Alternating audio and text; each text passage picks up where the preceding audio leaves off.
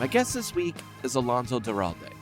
Alonso is the chief U.S. film critic for The Film Verdict, author of Hollywood Pride, a celebration of LGBTQ plus representation and perseverance in film, and co-author of I'll Be Home for Christmas movies. He is the co-host of The Linoleum Knife, The Film Library, Deck the Hallmark, Maximum Film, and Breakfast All Day podcast, and has discussed films on CNN, PBS, TCM, ABC, as well as in numerous documentaries. And it is my great pleasure to welcome to Revolutions Per Movie, Alonso Duralde. Hi, Alonso. Hello, sir. Thank you so much for having me. Oh, thanks for being here. Your new book, Hollywood Pride, I would have had that on the top of my stack at the video store with all my other amazing collections, including the Research Incredibly Strange Films book and stuff like that. I mean, the book is so deep. It goes like Taxi Zone Clos to like new films like Happiest Season. You talk about the production code and censorship, but then you also talk about But I'm a Cheerleader, documentaries like The Queen and Portrait of Jason. But then you're talking about lesbian vampire films. It's like, how do you put a book like this together? Well, the tricky part is what you have to leave out. Right. The word count really started haunting me at some point because, yeah, it's a lot of material to try and cram 130 years of cinema into 95,000 words was tricky, and that is one of the highest praises I've ever gotten is that you would have this in the video store, because my one of my first jobs after college was I worked at Tower Video in Nashville, and I always had Sure. I had Danny Peary, I had Psychotronic, and I had Leonard Yep. Maltin, and those were and the Film Encyclopedia. Those were always under the counter. It was amazing having the store for that long. I remember the period where I was like, oh, they're not putting out the Leonard Maltin things anymore in print. That was really weird when it was like, oh, even the store was outlasting this book. It was really weird. But yeah, being able to find those books and put them together just so people could flip through them like a book on Fassbinder or whatever was always a highlight. So yes, you absolutely would have been top of the pile. Thank you.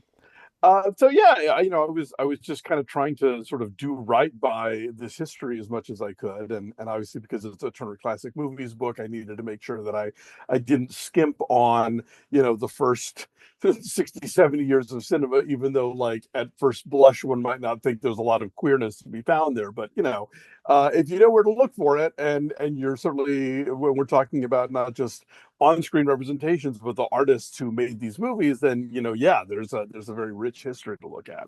We're going to talk about a film from the 80s, an Australian film called Starstruck today, but you also have a section in your book about 3 other 80s musicals: Xanadu, Can't Stop the Music, and The Apple. Yes. Which are all magnificent films that would have been really easy also to spend 2 hours talking about each one of those, especially The Apple, which is one of my favorite, films that I don't think a lot of people have seen. What made you gravitate to those 3 in terms of like giving them a little bit more exposure? Well, they all came out in 1980, which I find kind of fascinating, because I think, I wrote the first book that I wrote about, about 20 years ago now, was called 101 Must-See Movies for Gay Men. And all 3 of those musicals were in there. And I had different categories for films in that book. And one of them was 1980 is 1979 plus nothing. And I think that you get, because the films take a while to get made and to be produced and to come out. And so Right. you have these 3 films coming out in 80, thinking like, ooh, the 80s, they're going to be like the 70s, only more so, only to be rudely awakened by Ronald Reagan and the AIDS pandemic and many other factors that came in that made the 80s absolutely nothing like the 70s, certainly in terms of music and culture in a lot of ways. So I just find they're all these kind of fascinating last gasps of disco in a lot of ways, Yes. where they really thought, okay, well, this is the music now, and this is what the music's going to be like for the next 10 years. And it's like, I hate to tell you that by the time you actually get into theaters, like there will already have begun a backlash against this sort of thing. Yes. Also, I'm fascinated that these films were so entrenched in like, we got to save something, or get a record deal, or Mm, like in the Apple, it's like it's the music industry versus innocence. And right. I just am fascinated by anything that has a really strange look at a musical scene or industry, but it's really like they've kind of trimmed the edges of some of the important aspects of it, but they've heightened other things that are just don't exist in the universe. Well, I mean, the Apple and I think Phantom of the Paradise are both very much like, oh, the music industry is actual evil and will crush you if you aren't careful. Right. Well, in this film, Starstruck also has, a lot of good and evil, has like, a lot of, we got to break through, I got to be a star. Right. And so, in your book, you describe the film as this: Gillian Armstrong's colorful new wave musical features a swimming pool music number with male lifeguards, as well as a gay variety show host played by John O'May. So, when did you first see Starstruck? So I remember very vividly seeing Siskel and Ebert review Starstruck, Oh, and wow. I can't remember if that swimming pool number was part of the clips they showed, but I just remember immediately thinking, "Oh God, I need to see this movie," especially because I had been a fan of My Brilliant Career, which was Gillian Armstrong's debut feature, which was like her Right. big international breakout, and she very cannily decided that her second film was not going to be another like Tweety period piece, Isn't it and amazing? Because that's what she built her career on afterwards a lot. She did a lot, Little Women and Sure, and Mrs. Os- Soulful, yeah, Oscar and exactly. Lucinda. Yeah, but I think she was very much like, I'm not going to get painted into a corner here. And so she makes this wildly colorful and vibrant musical. And so this is God, this is so pre-internet.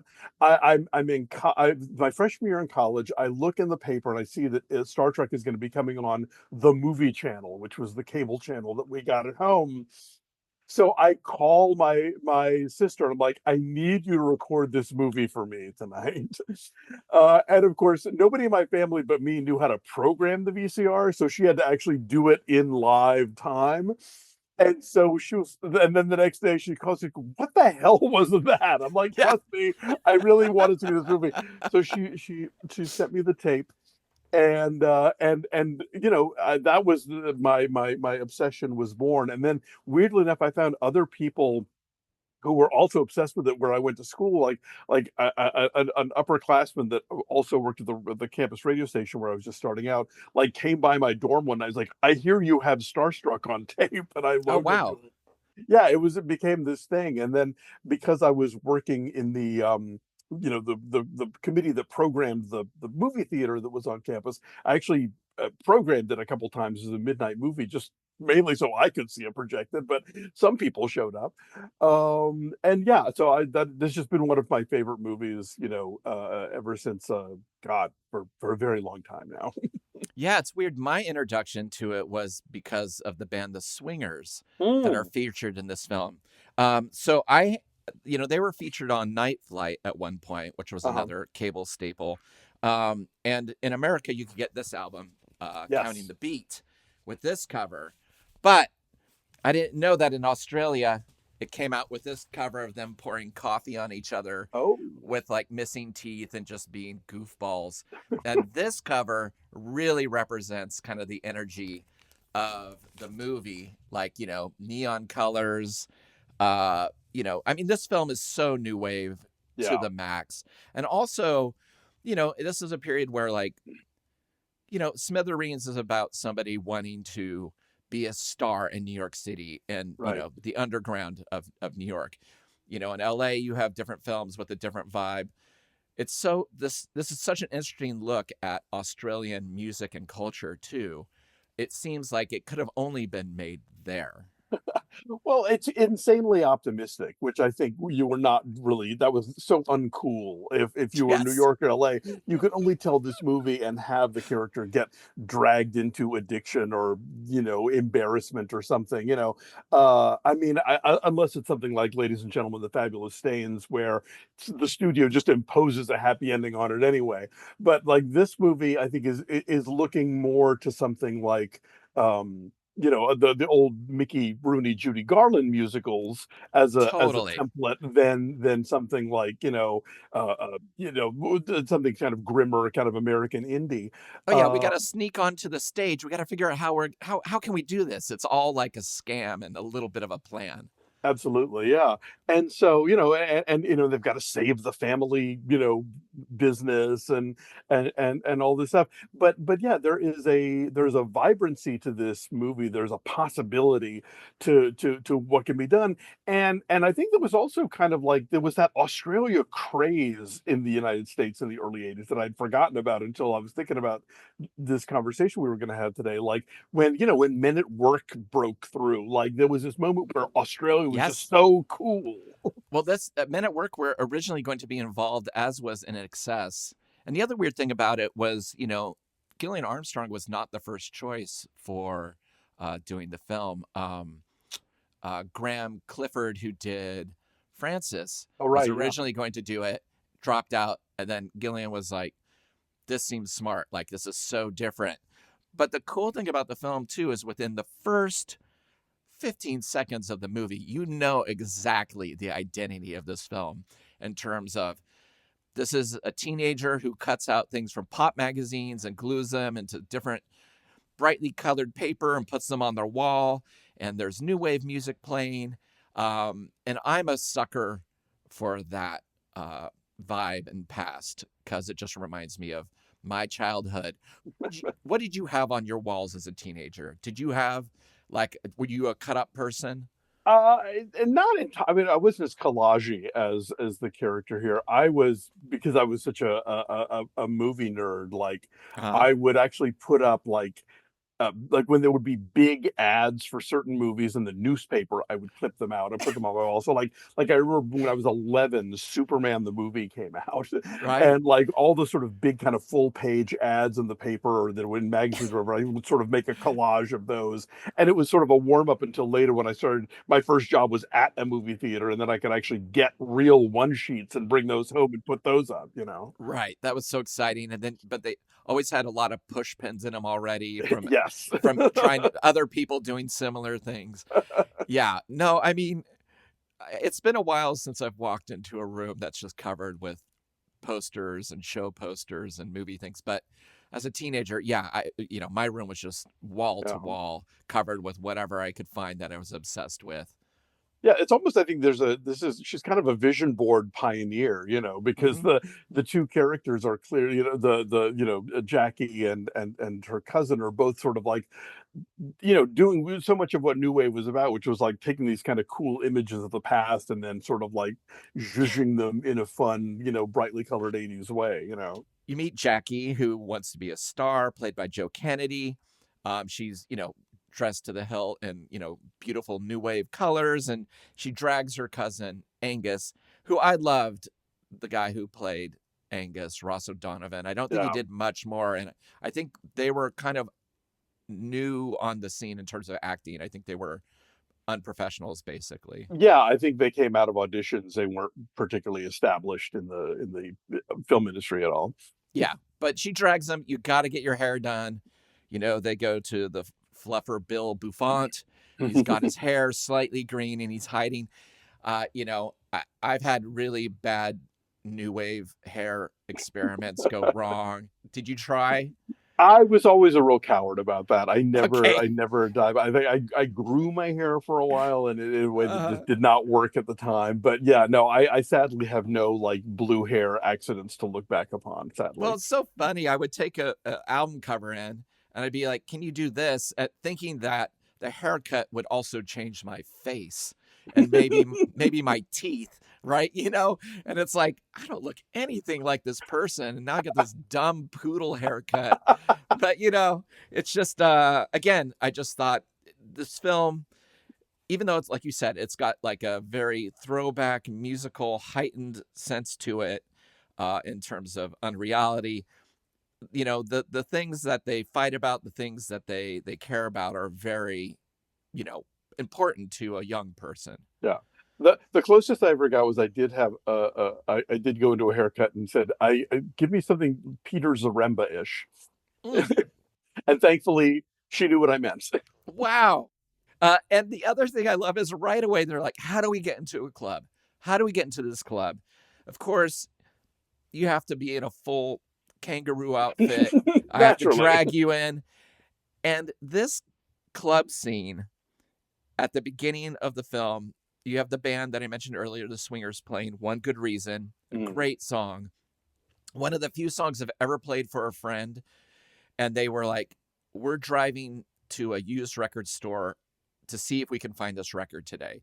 And it Wow. took like, 6 or 7 tries, but he was obsessed. He's like, I have to have this record. They're kind of like an Australian Cheap Trick. And Phil Yeah. Rudd was also in Split Ends Right. off and on as well.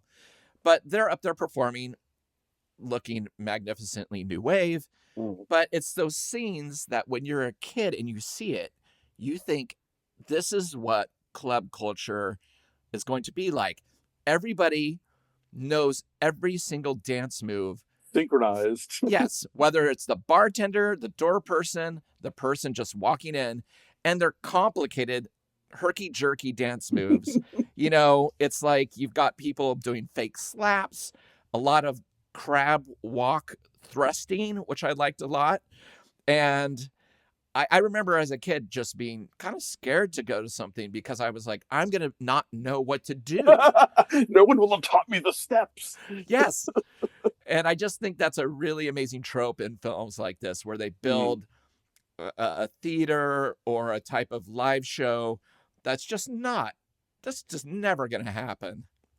It's like the guy who directed She's All That and Boys and Girls, which are fairly negligible 90s comedies, but they both have these numbers where a song comes on and everybody knows the dance to it. And I'm like, I love that hyper reality in a movie of just like, you know what, we're just gonna assume this is the thing that happens. Yes. And yeah, it's nonsense, but it's a musical trope, and I love musicals, so why not? Yeah, absolutely. It's the kind of thing where no one ever uses a microphone in this film. It's just, they just pop up, sing a song. They look straight down the barrel of the lens at times. It's like, it doesn't matter. It's very, MTV-ish, pre-MTV-ish. Yeah, no, if the amps are plugged in, like that's a big Yeah. leap for this movie Yeah, toward reality. exactly. And the film looks great. It's like kind of got, you can tell it's got a limited budget, but they're really throwing really strong, purples, pinks, and greens on things. And Brian Thompson, who did the production design for Rocky Horror Right. and Shock Treatment, is involved in it. And you can just kind of tell. But it's definitely got like kind of a almost 16 millimeter look to it. And I don't know if it was shot in 16, but it's definitely feels a little like underfunded. Yeah, no, there's definitely the kind of thing where like we're making up for in sort of creativity what we might be lacking in actual cash. Yes. I love that her bed is an Yes. inflatable raft inside of a kiddie pool. Yes, it's so great. And the family dynamic is interesting. Like Yeah. you're like, oh, he's in love with her, but they're cousins now. Okay, well, okay, that's gone. He's already uncomfortably seen her naked, but there's this tension between them.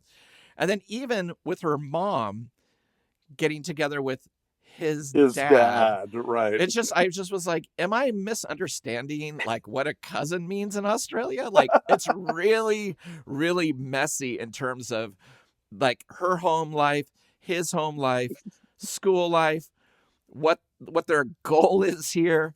When the mom comes in, it's like a very, the home life is very, it's parallel to a John Waters film at times, a very kind, kooky John Waters film. Yeah, I was gonna say this is a house full of kooky eccentrics. There's the uncle who's always got the bird on his shoulder. There's the cat lady who lives with him who's always wearing these leopard prints. There's Nana, who it turns out like maybe has psychic powers. Like it's all very again. This is the kind of thing where you could make the grim, Penelope Spheres version of this, but this is the joyful, wacky version.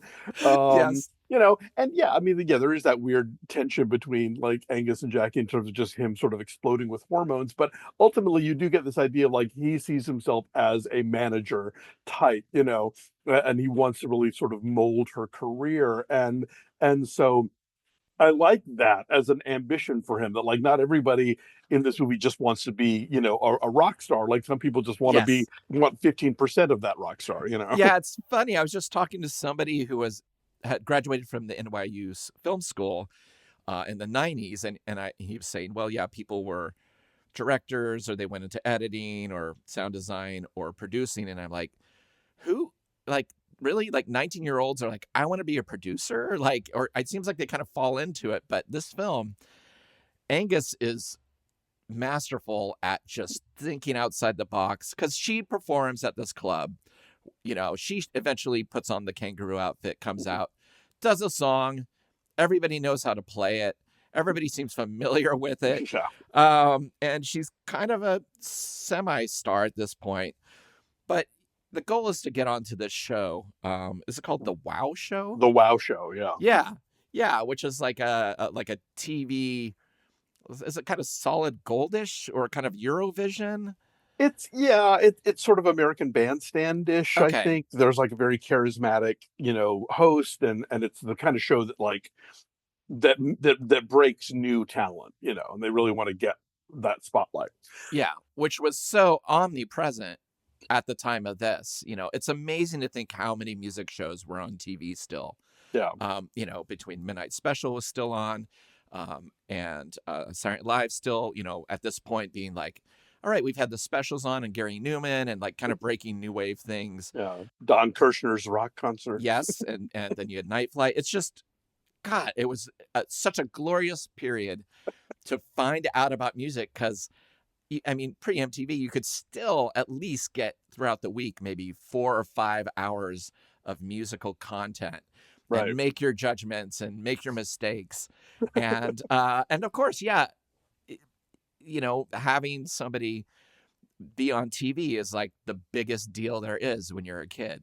Yeah. So Angus comes up with an idea, and he calls a bunch of news outlets to basically get attention to Jackie so that she will walk across building to building on a tightrope walk with like a fake top, like a fake naked top, like a breast top, which is like, I feel like they should have sold those. They would have made a mint. In Australia, maybe they did. Who knows? Yeah. But yeah, the idea is that like no one's particularly interested until he says, "Well, what if it's in the nude?" And so she only agrees to do it because yeah, she's wearing this like sort of corset over her outfit that looks like breasts from a distance. Yeah. And of course, she knows how to do it. She is really good at walking on this tightrope. And everyone shows up, becomes a big deal. She almost dies. And, at the same time, I can't stress her relationship with, is it Robbie? The lead singer of the band, yeah. Yeah, Robbie. the Wombats. Right. I need to go back just a second. There's a great scene, you're meeting the family life through Angus, and it, like you said, it's very kooky. And then there's this scene of her shot through gauze, of her and Mosquito him in bed. netting. Mosquito, yes. Oh, there we go. There you go. I'll say gauze. It sounds classier. But yeah, mosquito netting. Right. You're in Australia. And this film is like, I can't tell at times, like, does it want to be a romance film? Is the focus on this? Where's it going? Like, it is very jumbled, but you kind of have to let go. And like you said, it's like a musical where things don't necessarily need to add up. It's just kind of a ride. Yeah. So yeah, she gets involved with Robbie, who's the Wombats is her backing band at the bar where she has her big, splashy debut in the kangaroo outfit, and then yeah, we see her the next morning, with Robbie on the rooftop, under the mosquito netting, and where she delivers the deathless line about how guitars are like phallic symbols and guitarists masturbate for a living. She's not wrong, Yeah. That should be needle pointed onto a sampler, Exactly, or at least maybe embroidered into the the nude tops you can buy, the corsets, maybe jam the two together. There you go. It's basically a push-pull of her wanting to, like, I'm going to be a star at all costs versus like, I, need to respect my family and try to save this business that I don't really care about. The scenes with her in the diner where she starts singing, and you get to see all the characters, like the people who come, the construction people and the people who will just come there to drink. And Yeah, it's a working class bar, but like they too know all the steps. yes, and it's also very new wave looking. Like the palettes, the color palette is very, Yeah. very of 1979, 1980. But it's fun that for like what is ostensibly kind of a youth-oriented musical, like you have these characters who are clearly in their 50s, 60s, 70s, and they get to dance and they get to be part of this world and not just like the butt of a joke or whatever. Yeah, it seems as long as they're getting their drink or food in a timely fashion, they're fine breaking out into song. Sure. It's just that they will complain about, hey, where's my stuff? But once the song comes in, it's like, hey, we got 6 minutes to spare. Like all of a sudden, like my food can go cold. I'm into this. So she is sort of torn between like this relationship with Robbie that's kicking off and that, but also like the possibility of getting to go on the WoW show when that host finally is drawn in by the publicity about the tightrope walk to like find out who she is and what she's about. Yeah, and his character's really funny because he again reminds me of like somebody who hosted Solid Gold or something like that. He's older, he's not very cool, but he seems totally fine with Angus calling up and just bugging him anytime he wants. Like he's the most casual, like high level profile person I've ever seen who's like, oh, this is just a lark. This is fun. Like he doesn't seem to be bothered by it like his other staff is. I think he admires the hustle, Yeah, definitely. Yeah, and Angus is like, trying fake voices and everything. But the goal is basically they're going to have a New Year's Eve show and they're trying to get on it so that they can win $25,000 basically to save the diner as well. Because the mom is not into this dream. No. Well, at this point in the film, we've heard a lot of songs. Is there one in it that you just love more than others? Oh gosh, it's hard to pick. I mean, yeah, I think One Good Reason, aka Give Me Love, is great for sure. But after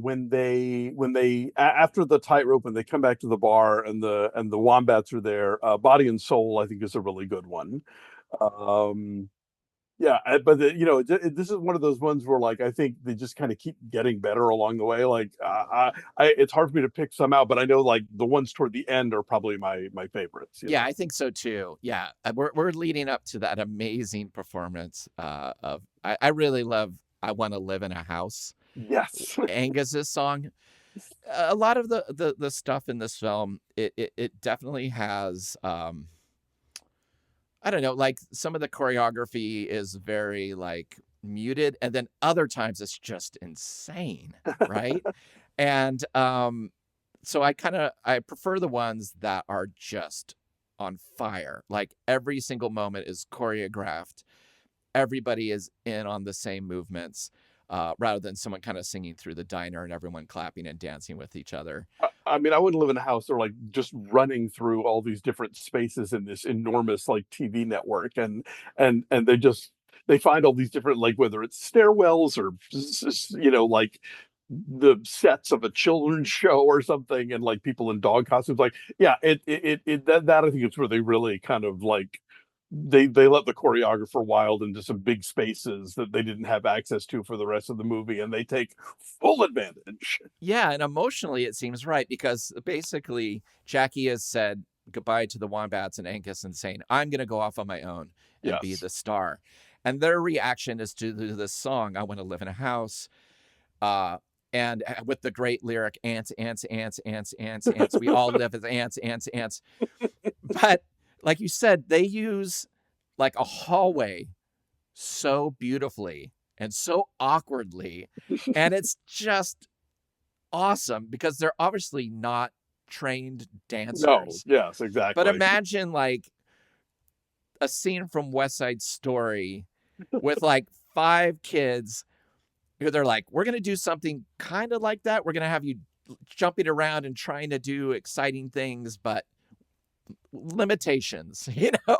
I mean, like you could just like, okay, you're all gonna duck walk, but then you're gonna each take turns jumping up in the air at some point. Like, and that works, you know? Yeah, And, slide down the banister. yeah, and it feels organic because like that's as much dancing as these guys know how to do, you know. And so like Yeah. the characters, I don't know about the performers, and so it just kind of feels like everything about this movie is heightened, but not so heightened that it's like, you know, you've got Gene Kelly having this dream ballet with Sid Charisse or something. Like it's all within these kind of recognizable spaces. Although, you know, like we'll get to the swimming pool number, and obviously the swimming pool you see at the beginning of that number, there's no way that's where the number is taking place because it's like a little rooftop job, and this is now suddenly we're in an Olympic size, Right. you know, thing going on.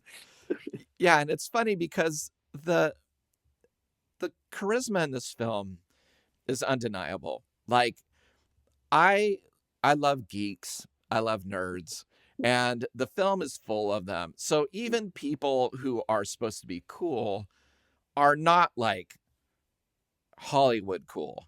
Right. Sydney Cool. Yeah, exactly. There's something really geeky and kind of charming about it. And so, you know, when these musical numbers happen, it is I find it really infectious Yeah. because it feels like they're singing the actual songs. They're kind of doing the best they can, you know, even though, you know, I know they had Body and Soul was, you know, like an Australia hit, but a lot of that was Tim Finn from Split Ends was writing a lot of the stuff Right. on here too. So there was some attention to that. But it definitely, the choices of not necessarily having like a voice coach come in and be like, okay, we're going to have someone else sing for you, Yeah. Angus, instead of this is, I think, really what makes the film special. Yeah, no, I agree because there's a catchiness to the songs, but also again, I think the singing is organic in its way as the dancing is. You know that it all feels like it's coming out of this moment, and what they might lack in polish, they make up for with sort of drive and verve, and just like a real desire to just do it. You know, like they're clearly like committed to the thing and making it happen. And it's also weird because, you know, when she goes off to do her song, My Belief in You. it's supposed to be like not very good. It's not really her. She's sold out. Yeah. But it's funny how like it's still on the soundtrack, you know? It's still celebrated. Well, it's funny. I just rewatched Can't Stop the Music, and there's the scene where like where the band is supposed to kind of be not great, and you know the movie can't let them be not great because the movie is about how great the Village People are. So what they have to do is mess up the choreography, and Ah, that same thing happens here where it's like the song is kind of whatever, and it's meant to be more sort of sappy and radio friendly and you know air supply ish than right. the cooler songs on the rest of the soundtrack, but because she's still singing it really well, they have to like do the thing where she's looking at the wrong camera all the time and just Yes. sort of like and the backup singers are like you know pulling the leotard out of their ass and stuff to sort of you know and put her in a dumb outfit to kind of underscore this is terrible even though like she's you still like her as a singer and the song is not the worst, you know. Oh my God. Yeah, it's glorious. And of course, she's upset, but you know what's gonna get her through it? An invitation to a small, unusual party, Yes. which it brings us to, I think, the scene you love the most and the scene I love the most. This is a very, very ambitious scene for a movie with this scope. Yes. Um, Again, you mentioned that it looks like it's going to be a small rooftop. It's rooftop, right? Yeah, it is a Uh, rooftop. Swimming pool affair. And then it just becomes this glorious, massively just grand synchronized underwater sequence with plastic sharks, and there's easily 50 different setups in terms of when they're underwater and what they're doing and above and this and that. And please describe this for our listeners. So yeah, this is the Esther Williams moment of Star Trek. So yeah, at this point, Jackie has turned her back on Angus and on the Wombats. She thinks that she has a romantic future with Terry, who is the host of the WoW show, and that he is gonna like be the Svengali that like gives her a career. And then she gets there, and he's there with his boyfriend. Dun dun dun. And not just that, but like she is the only girl at this pool party, and Yes. there's a lot of dudes in speedos and like those matching tank tops and those, the Australian lifeguard look, which was definitely a like, Playgirl magazine / gay porn trope of the early 80s, because they're, like these really beefy dudes wearing what kind of look like what we think of as women's, bathing suits, because they've got like Yes. speedos with matching tank tops. Anyway, and so yeah, they literally do like these kind of Busby Berkeley formations where they're making these kaleidoscopes with their legs in the water, and she's in the middle of it, and they're dancing, they're swimming towards each other in rows with these plastic sharks, and yeah, it's elaborate and it's a fun song, but it's also like this moment of like, oh no, I've made a terrible mistake. This guy's gay and is not going to be for me what I thought he was going to be. And so it's a little bit of like, on the one hand, you have this kind of, I don't know if devious gay is quite the same, because it's not like he purposely led her on or anything, but it is that moment of like, uh-oh. And at the same time, especially in the early 80s, to take something as STEM as a Busby Berkeley, kaleidoscope chorus number, or an Esther Williams sort of, swimming maidens number, and have it be all dudes was pretty subversive, and like really kind of turned this established thing on its head in a way that audiences had never seen before. She did an amazing job Yeah. in this sequence in terms of whoever choreographed it, like the way she storyboarded it, the casting and the talent. It's just everything just leads up to a beautiful, beautiful piece of film. It's like this could rival many other films that do underwater ballet, I believe. Yeah, no question. I mean, it is. I think you could put it next to the kind of thing that it's parodying, and it holds up. Like it is. It Yes. is of a piece with those. Yeah, this is edited by Nicholas Bowman, who would work again with Armstrong on the '94 Little Women. And then you've got the cinematographer here is the great Russell Boyd, who did like Picnic at Hanging Rock and Gallipoli and Master and Commander and The Last Wave, like this Yes. giant of Australian cinema. So yeah, for all of the kind of charmingly, scruffy things of this movie, this is, I mean, and it's not, again, this isn't particularly slick in a way. Like the lighting is still kind of naturalistic the way the rest of the movie is, but as a piece of choreography, both in terms of the physical movements of the dancers and the cinematic choreography of editing it together, yeah, it's astounding. Well, it often reminds me of the look of early pre-MTV videos by Chuck Statler, who did Elvis Costello, Devo, Madness, where it's like, it's super ambitious, but it's kind of underlit. And they've got lots of colors going on in the back. They're like, we'll put a green piece of paper back there. Now we'll put a pink piece of paper back there. And it really, the film looks different because of it. If this again had been made in the States, I just think it would have had a different visual sensibility about it.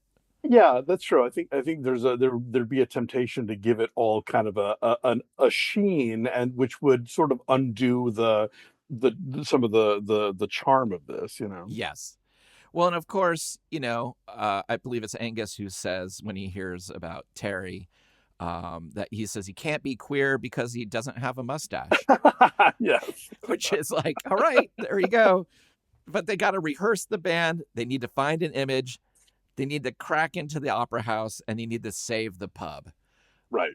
And, we've only got a limited amount of time in the film to do this. I wonder if they will do it. Listeners, You can stop here if you don't want spoilers, but I think you know how this film already ends. Well, so what happens is, the image part, they realize that Jackie's mom back in the day had been a competitive ballroom dancer, which, as we know from Baz Luhrmann, is a very big thing in Australia with a very specific aesthetic.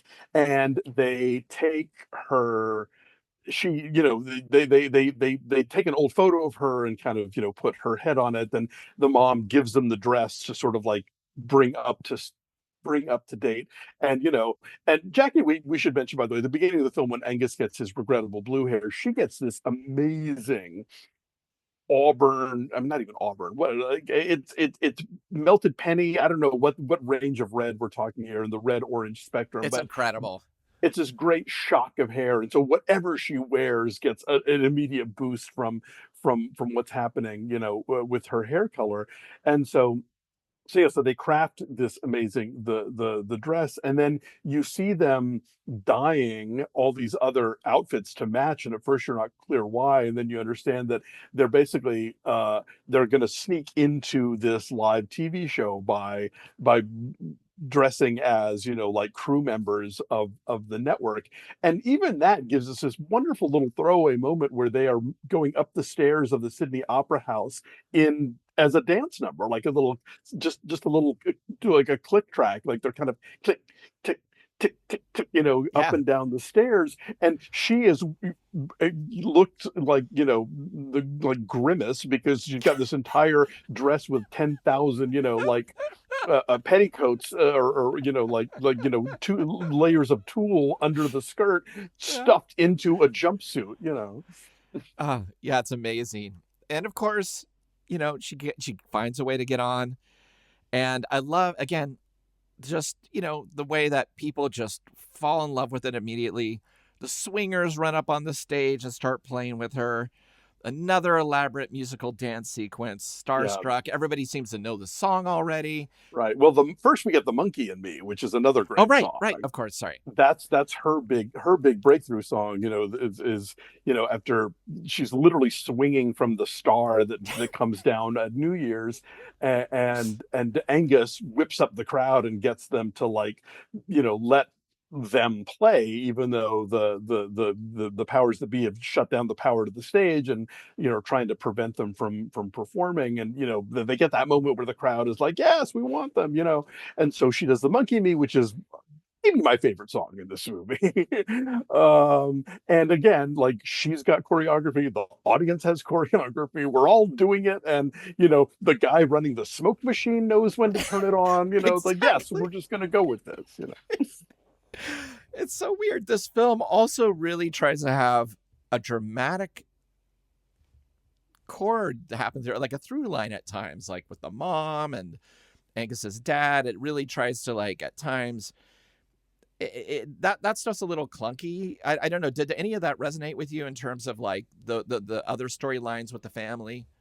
I mean, I think they work. I think they're kind of putting up these roadblocks along the way where when Jackie's mom and Angus's dad get together, that she very much tries to, like, crack the whip and be more traditional and make Angus go to school. Then Angus's no good dad runs off with the money, which gives more, like, makes the whole winning the contest thing more important, because otherwise the beer company is going to foreclose on them. Nana at some point, like, chokes on her denture and kind of loses hope, but then they give her a crystal ball and a head scarf, and want to set her up to tell fortunes. And that kind of brings her out of her funk. And there when they get to the title number, when the swingers are singing Starstruck at the end of the movie, part of what makes that moment so joyous for me is the way that Jackie's family is dancing around the pub to this song, because they realize the pub has been saved. They got the money.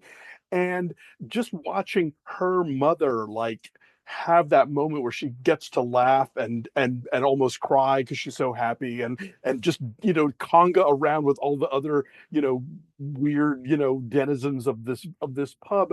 It all cuts together so beautifully. Like, it just gives me I'm getting euphoric just talking about No, I it. can see it. I'm totally digging that. So we have a story here that has a slight ending. Mhm. What do you think happens in the life of Jackie and Angus after this film? What would be their history after this film? Well, Angus has already moved on to his next, protege. He gets kicked out of the theater, but he starts flirting with this usher who is singing along to Jackie, and it's like, aha, and is obviously into her, and it ends with Yes. them making out. But also, you can tell he's already thinking like, I can make you a star too. So I like that he's already moved. He's this job is done. Jackie is established. Now I can move on to my Yes. next He's my let next. free. Yeah, I have a weird read on this that I don't think it's the real one, but I always wonder about it. There's a line early on where Jackie says, "Just my luck, I'll crack it, and then some nuclear holocaust will come along and wipe everybody out." The movie ends with Angus making out with the usherette, but you hear and the fireworks are going off because it's New Year's Eve. But the last thing you hear is this one sort of like boom, and the screen goes to black. So maybe there is a nuclear holocaust, and because she's cracked it, I don't know. Oh my God. I love it. I think you're right. I love it. That, yes. Yeah. No wonder there wasn't a Starstruck too. Yeah, I'm not standing by this read, but I think it's there. I think it's there. I think. A Starstruck 2 would be like, there's the underdwellers, Oh God. musicians who know how to. Star Trek 2 is Mad Max Fury Road. Exactly. And the guy with the flaming guitar had been one of the wombats. Exactly. I have discovered over the years, there was an early VHS release of this where I guess to save money they cut the movie to under 90 minutes because then they would have had to get a T120 or whatever. Okay. And so there are some prints floating around where the song "It's Not Enough" is missing, which Oh, weird. is which is the apology song that Jackie sings to Robbie. to Robbie after the whole debacle of the Wow show. So be on the lookout just in case, that might be Wow. missing from the one you're watching. But yeah, this is a great soundtrack. And to the point where like I used to put it on at nights, and it begins and ends with the sort of like, the instrumental Starstruck theme. And when I got to the end of it, because it ends the way it begins, it just made me want to listen to the whole thing all over again. Oh, that's killer. There's still no CD, at least not released in the US. And one of my sort of like bucket list items is I really want that original Australian pressing of the vinyl, which came with paper dolls of all the I saw characters. that. It's amazing. It's like beautifully made. Like Yeah. it's very much like the intro title sequence in terms of the colors and the cut ups. But I was looking at pictures of it online and I was like, how does all of this fit into one record? I couldn't tell. And I was like, oh, these are there's like a full color inner sleeve, Yeah. there's an insert, and yeah, and that's where I found out one good reason is called Something Else on that record. Gimme love. Yeah, which is interesting because on the Yeah. records here it was called Yeah. One Good Reason. Is the soundtrack the same recordings that you hear in the movie? Yeah, as far as I know, yes. Okay. I believe so. And then there is actually a music video that was filmed for the title track that you can find on YouTube, a very kind of grainy, like off of Australian TV version of it. And Ross O'Donovan and a lot of the cast members are in it. I don't think Joe Kennedy is, but it's just a fun little footnote. Yeah, I've been obsessed with this movie and found out that apparently it's quite the cult in Australia. There was going to be, or maybe was, a stage musical version at one point. Oh my god. I know they did like kind of a remaster of it that Armstrong screened at least one film festival, and there was a lot of excitement around that. I got to interview her once for a documentary that she did called "Women He's Undressed," about the great Australian costume designer Ori Kelly, who won multiple Oscars. He did like, Ingrid Bergman's outfits in Casablanca and Marilyn Monroe's dresses in Some Like It Hot and Auntie Mae's caftans. How Um, incredible. and so, That's but a good run. Yeah, no, he was amazing, and he's one of the first Australians to win an Oscar, so he's revered there. And but I only got like 5 minutes with her, so it was like, we talked about the movie at the end. I was like, I have to tell you, like, I'm obsessed with Starstruck, and so we talked about it a little bit, and then she had to go. But Oh, so um, cool. it is my dream to like just have 2 hours with her and go through this whole movie because I love it so much.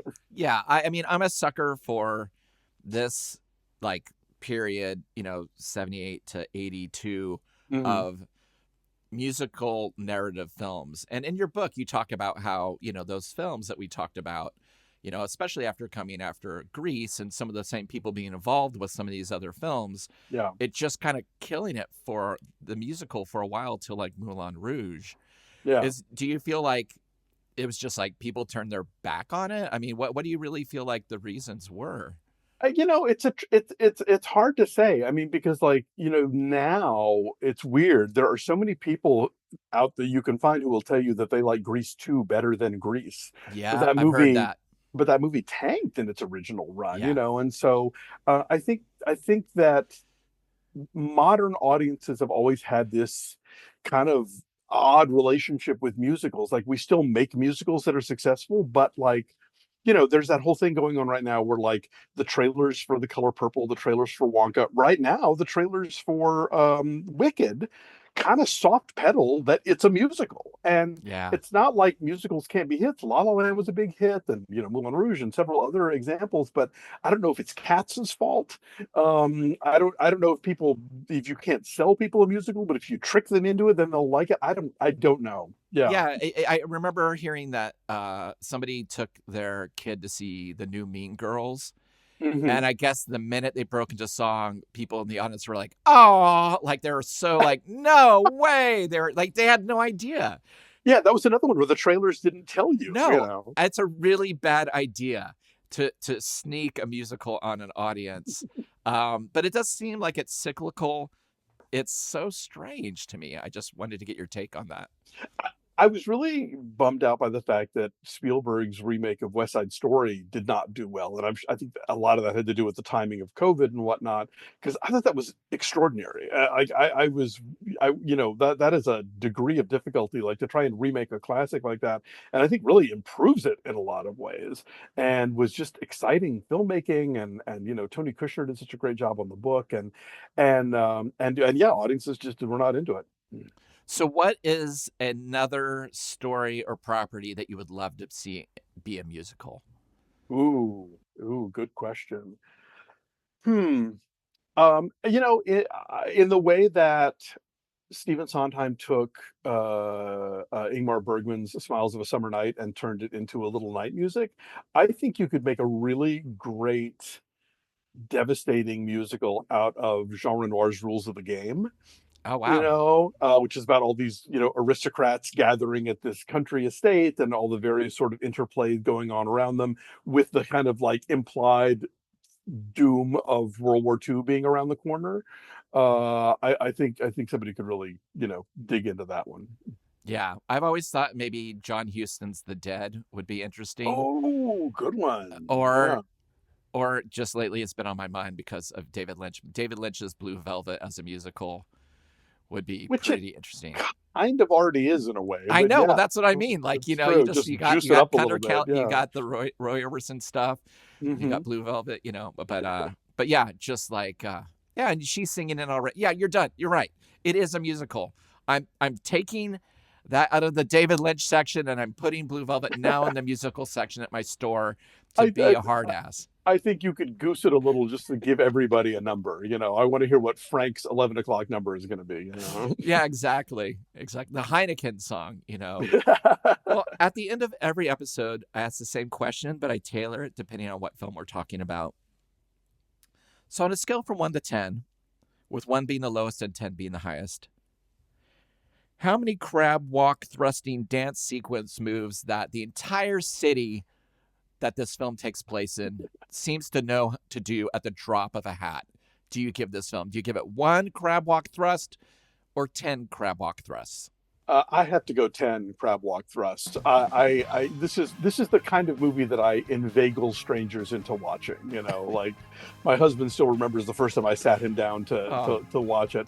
And frankly, I think for a lot of Americans, you need to see it 2 or 3 times just to understand what people are saying, yeah. because unless you've got captions, which I guess now we have with the DVD, like that is a specific kind of English that I think a lot of American ears are not immediately attuned to. Yeah, I was able to find it with captions, and it's out there. So I think it's available for Good. rental. So, and it is the long version. It's not the edited version, the VHS Excellent. version. So, I agree. I have it written down here. I have 10 crab walk thrusting dance sequence moves as well. That's the correct answer. It is my dream to go to Sydney one day just to go to the Harborview Hotel, if nothing else. Is it still there? It's still there, yeah. Oh my God! I mean, it doesn't look the way it did in the movie, but that edifice is still there, right on the water, Wow. right across from the Opera House. That is a different culture, because things like that would not exist in certain cities. They'd be like, so long, condo time.